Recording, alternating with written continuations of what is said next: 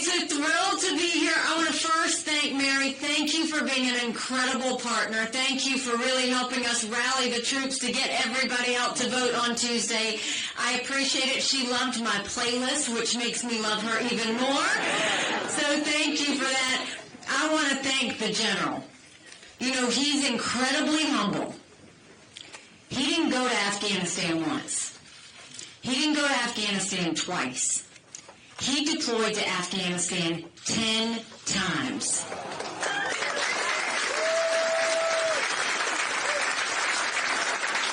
He was one of the first ones going into Afghanistan on horseback. And even after he's done all that he's done, now that he's retired, he is a law enforcement officer. It doesn't get any better than that. He's a full man of service. We owe you a debt of gratitude. Thank you so much. And I want to thank your great Senator, Susan Collins.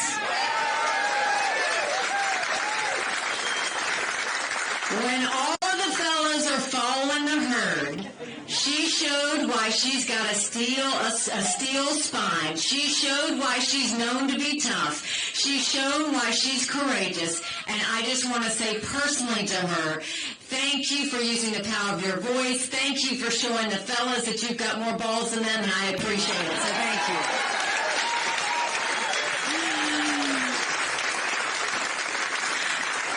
So I announced over a year ago we had 14 people in the race. We've defeated a dozen of the fellas. I just have one more I've got to catch up to. And when you look at the news, you don't need them to tell you the economy's good. You don't need them to try and convince you that everything's okay, because you feel it in your wallet.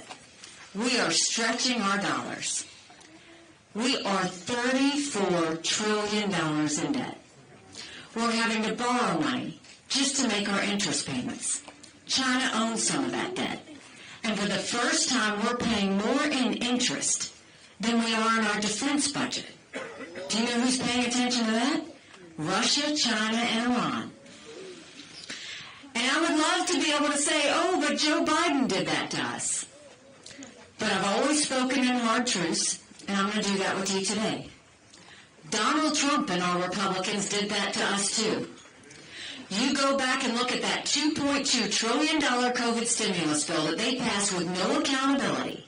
They expanded welfare that's now left us with 80 million Americans on Medicaid, 42 million Americans on food stamps. That's a third of our country. And did Republicans try and make it right? Nope. They doubled down and opened up pet projects and earmarks for the first time in 10 years, passing through 7,000 of them last year. In the 2024 appropriations budget, Republicans put in $7.4 billion worth of pet projects. Democrats put in $2.8 billion. Now you tell me who the big spenders are. All while 1 in 6 American families can't afford their utility bill. 60% of Americans are living paycheck to paycheck. 50% of American families can't afford diapers. Something's got to give. Don't you think it's finally time we had an accountant in the White House?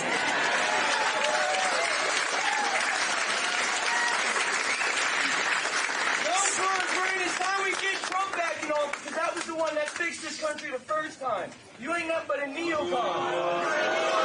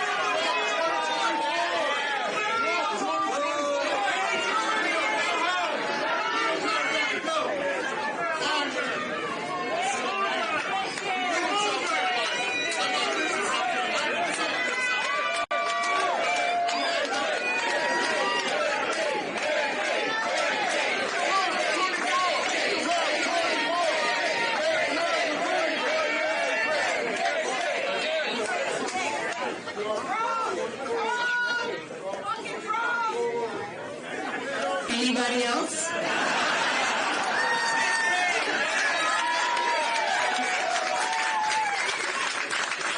You know, don't get upset at those fellas, because my husband and his military brothers and sisters sacrifice every day for their right to be able to do that.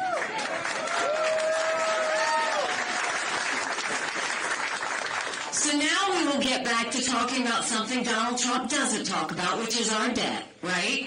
He doesn't talk about fiscal responsibility. He doesn't talk about anything else that we need to be talking about, but I will.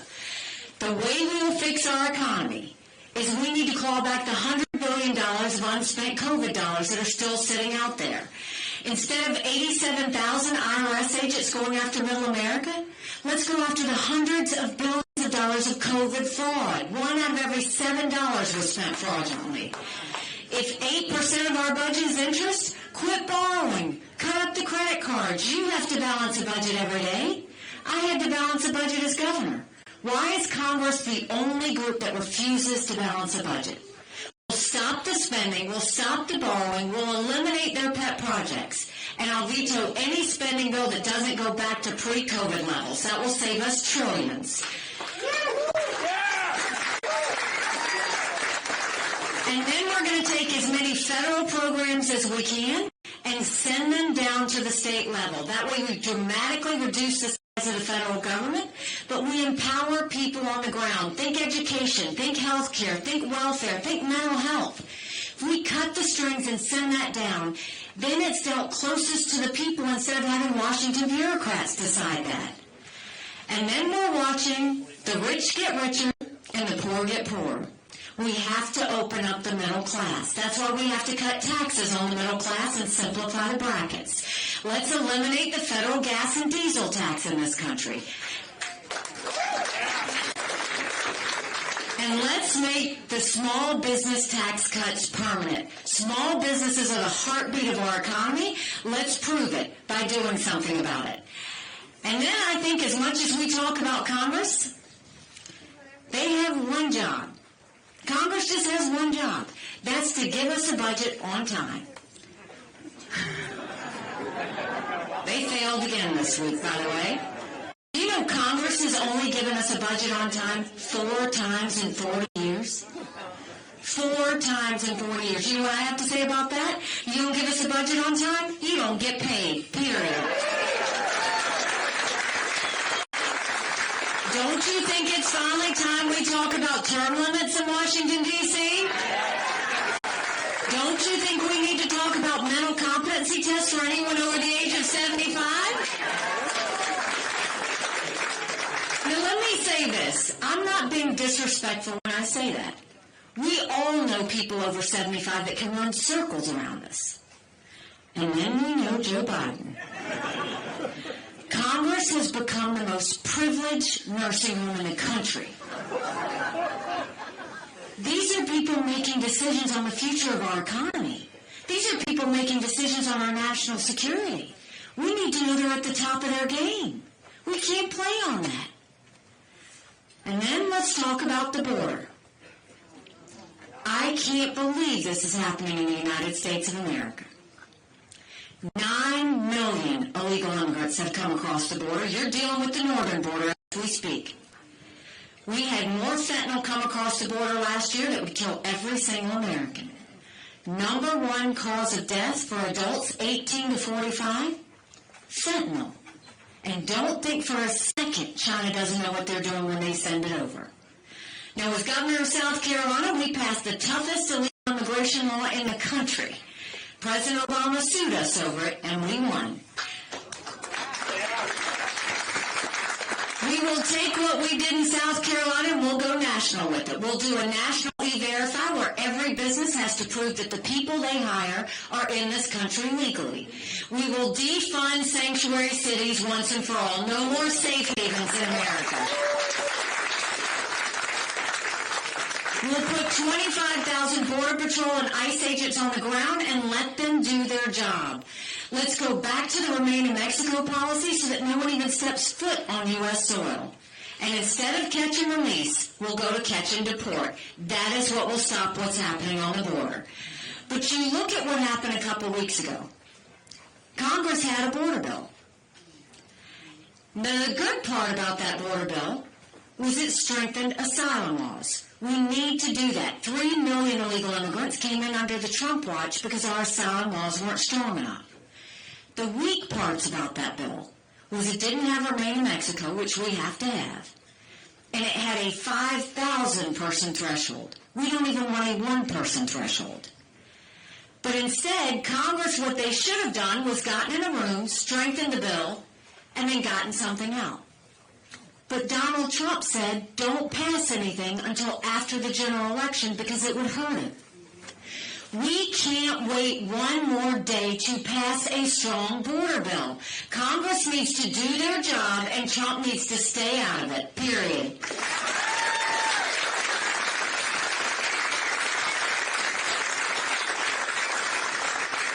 And growing up in rural South Carolina, my parents always taught me you take care of those who take care of you. But I'm going to ask you if we're taking care of those who take care of us. Right now in America, over 35,000 of our veterans are homeless. 1 in 3 suffers from PTSD or thoughts of suicide. We lose 22 heroes a day to suicide. If a veteran needs a doctor's appointment at the VA, on average it takes 29 days. Why 29 days? Because on the 30th day they can go to the doctor or hospital of their choice. So midway through the 29 days, they get a call to reschedule, and the clock starts all over again. It's shameful how we treat our veterans. Now, I'm the proud wife of a combat veteran who served in Afghanistan. And when Michael came home to us, that was a lot of prayers answered. But that was the easy part. When Michael got home, life got hard. He couldn't hear loud noises. He couldn't be in crowds. Life had passed him by for the year that he was gone, and the transition was tough. We can't just love our men and women when they're gone. We gotta love them when they come back home, too. That's why we need to make sure we do telehealth so they get the mental health care they need right when they need it. They should be able to go to the doctor or hospital of their choice. They've earned that right. And I think the best way we take care of VA health care, I think every member of Congress should have to get their health care from the VA, and you watch how fast that gets fixed. It'll be the best health care you've ever seen, guaranteed, I promise. And speaking of the military, let's talk about national security. The world is on fire, literally. We've got a war in Europe. We've got a war in the Middle East. We've got North Korea testing intercontinental ballistic missiles capable of hitting the U.S. You've got China doing cyber attacks on our infrastructure. And now we have Russia blinding satellites so we can't see anything. But make no mistake, none of that would have happened had we not had that debacle in Afghanistan. The idea that my husband and his military brothers and sisters who served there had to watch us leave Bagram Air Force Base in the middle of the night without telling our allies who stood shoulder to shoulder with us for decades because we asked them to be there. Think about what that said to our friends. More importantly, think about what that said to our enemies. Never has there been more of a time where we have got to have a leader with moral clarity.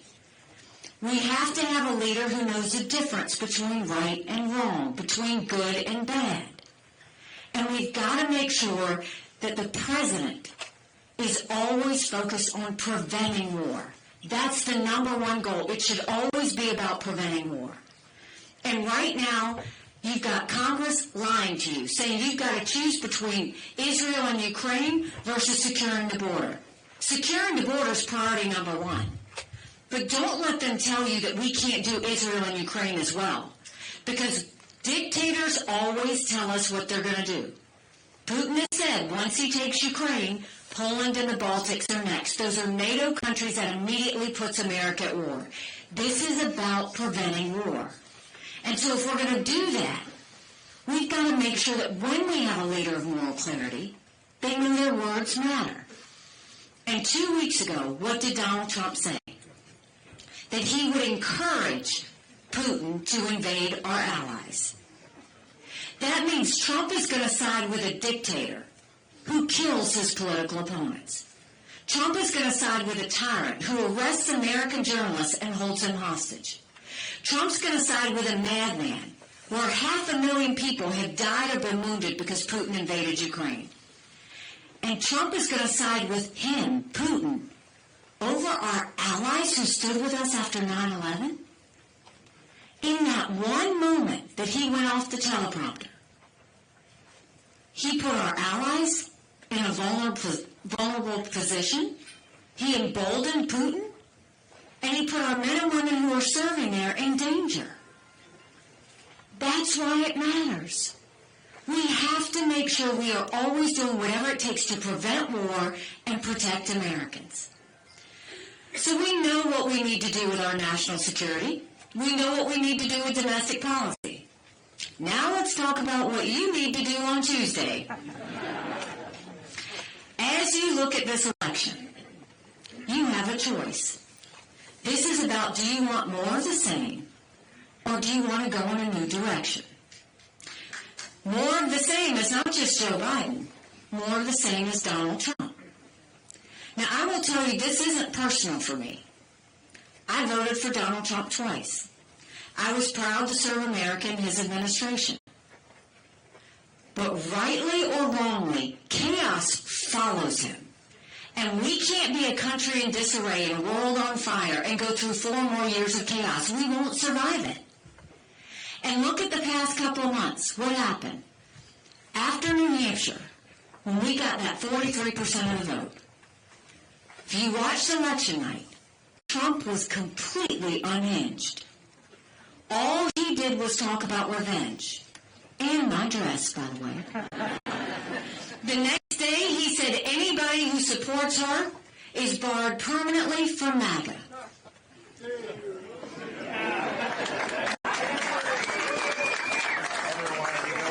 Now think about that. If you're a candidate running for president, your job is to bring people in, not push people out of your club. And then the next day he goes and pushes the RNC to name him the presumptive nominee. We don't anoint kings in America. We have elections.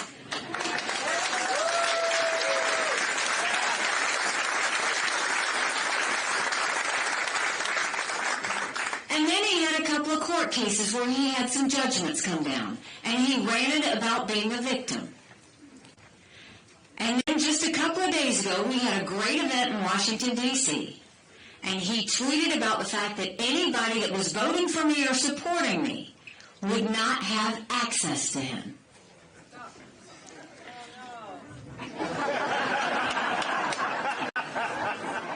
Now, what bothers me about whether it was the night of New Hampshire or whether it's the tweets, at no point is he ever talking about the American people. He's not talking about the fact that we're $34 trillion in debt. He's not talking about the fact that only 31% of 8th graders in our country are proficient in reading. He's not talking about the fact that we have a completely open border. He's not talking about the fact that we have lawlessness in our cities. And he's not talking about the fact that we have wars around the world. All he's doing is talking about himself. And he doesn't understand this isn't about him. This is about the American people.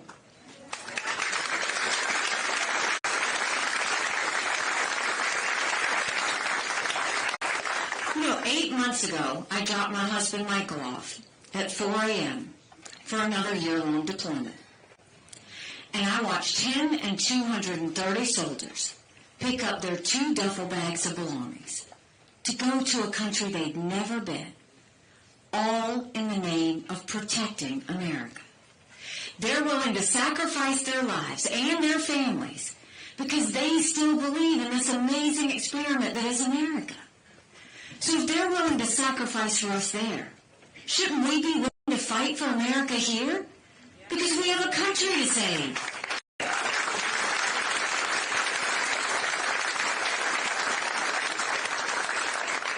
And you look at any of the polls right now, any of the polls, on his best day, he squeaks by. I'm in every one of those polls. And I defeat Joe Biden by 18 points.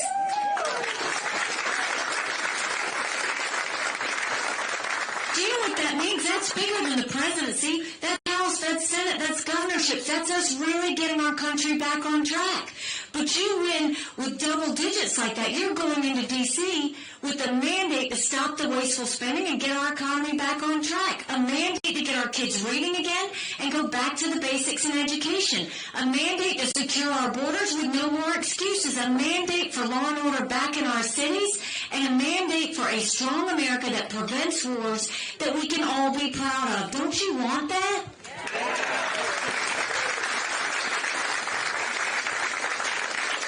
Because we can have that. But it takes a lot of courage. Courage from everybody in this room. Courage from me to run. And courage for every one of you to know. Don't complain about what happens in a general election if you don't vote in this primary. It matters.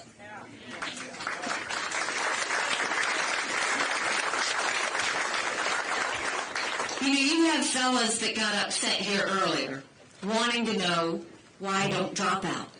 Why is she still doing this? Why doesn't she just cave to Trump? I think I've pretty much put everybody to ease that this is not for me running for vice president.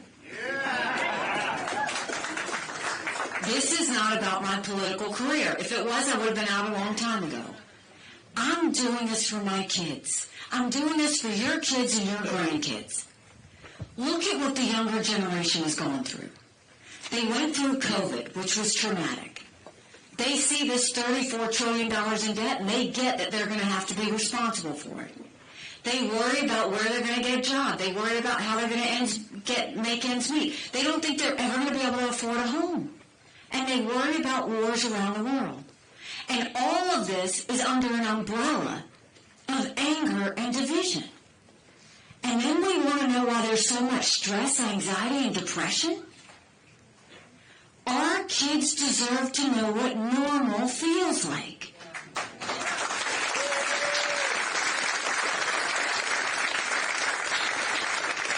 It's not normal under Joe Biden to have millions of illegal immigrants come across and nobody stopped them. It's not normal under Joe Biden to have these wars around the world. It's not normal for Donald Trump to go inside with a dictator over our allies. It's not normal with Donald Trump to go and make fun of members of the military. It's not normal for Donald Trump to spend $60 million in campaign contributions on his own personal court cases. And it's not normal that Joe Biden calls his opponents fascists and Donald Trump calls his opponents vermin. None of that is normal. We've got to get to where we're at a place that we can get things done again.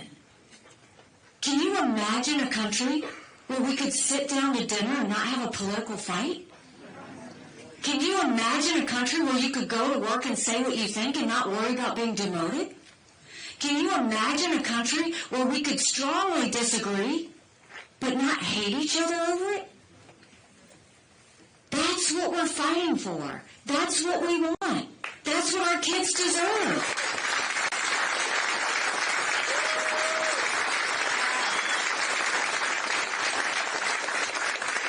And this is really going to the heart of where's the Republican Party going? Because I'm the Republican that believes in fiscal discipline, smaller government, paying down debt, lower taxes, more money in taxpayers' pockets. Donald Trump put us $8 trillion in debt in just 4 years, more than any other president. He likes to say it was because of COVID. That was less than 20%. He didn't shrink government, he grew it. He didn't clean up those agencies, he made them more bloated. And he's still not talking about fiscal discipline. He's still not talking about the debt. And then you look, his Republican Party doesn't look at national security as peace through strength. Doesn't look at national security as building up your alliances so that your enemies are intimidated. His national security is walking away from those alliances. His national security is standing alone. America can never be so arrogant to think we don't need friends. After 9/11, we needed a lot of friends.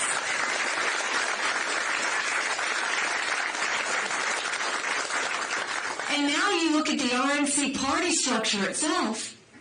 Before the primary is even over, he's replaced the head of the RNC with his daughter-in-law. His campaign manager's now running it, whereas it used to win seats up and down the ticket and help support those. Now they said, no, the RNC now is just going to be about Donald Trump, which means it's just going to be his own legal slush fund. We can't have that.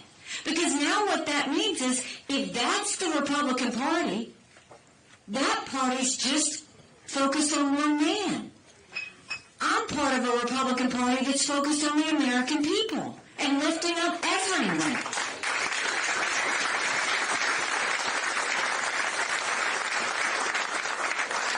You know, when I announced, they asked me why I was doing this, and I said, my parents came here 50 years ago to an America that was strong and proud and full of opportunities. I want them to know that country again. I'm doing this for Michael and his military brothers and sisters.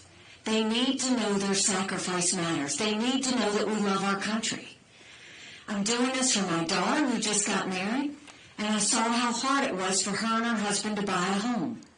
The average home buyer in America now is 49 years old. The American dream is leaving them. And I'm doing this for my son, who's a senior in college. And I am tired of watching him write papers of things he doesn't believe in just to get an A. That's not us. That's not America. And for the first time, 81% of Americans don't think their kids are going to have as good of a life as we did. We can't be okay with that. I'm not okay with that. We do have a country to save. So this is where you get to work. We need to make sure we go out in force on Tuesday. You can't go by yourself. You got to take 10 people with you. You need to take a yard sign. If you can't have a yard sign in your yard, you should put it in the back of your car. And you need to text and email everybody you know. Because so many of them are just general election voters. And I want you to give them a message from me. In a general election, you're given a choice. In a primary, we make our choice. This is the time for us to make our choice. This is the time for us to be loud and let everybody know that America is better than what we see right now. We can do better than two 80-year-old candidates. We can do something where we have a new generational leader that will put in 8 years, day and night, of hard work, no negativity, no vendettas, no drama, just real results for the American people. Now is the time.